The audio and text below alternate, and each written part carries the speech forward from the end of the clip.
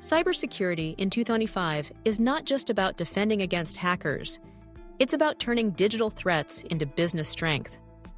Across industries, companies are realizing that how they handle cyber risks can mean the difference between collapse and resilience, between losing millions or creating competitive advantage. Let's step onto the front lines of cybersecurity with 5 powerful case studies that reveal the most dangerous digital threats and how forward-thinking organizations are fighting back. The first story takes us into the payments industry with Enovipay. For years, this company faced relentless attacks, card testing scams, synthetic identity fraud, and organized criminal networks probing their systems. Instead of drowning in false alarms or constantly reacting, Enovipay shifted strategy. They implemented adaptive behavioral analysis and device fingerprinting. That means every transaction isn't just checked against static rules, it's evaluated in real time against patterns of normal versus abnormal behavior. The result? Fraud detection went up, false positives went down, and the business could scale with confidence.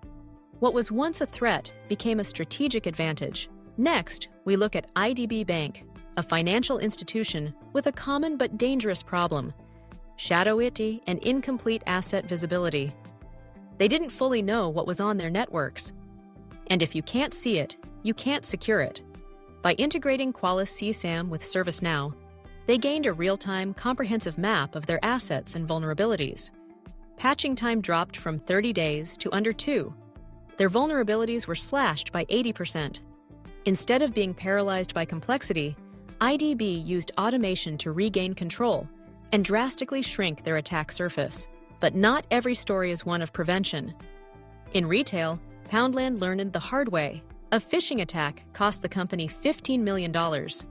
Think about that. $15 million lost to one successful scam. The wake-up call pushed them to overhaul their entire culture of security. Instead of limiting training to IT staff or managers, they rolled out security awareness programs to over 10,000 employees across the Pepco Group. Every employee became a potential defender. What was once seen as an IT problem became a company-wide responsibility. Our fourth case study takes us to Deliveroo, the global food delivery platform. Here, cybersecurity isn't hidden away in a server room.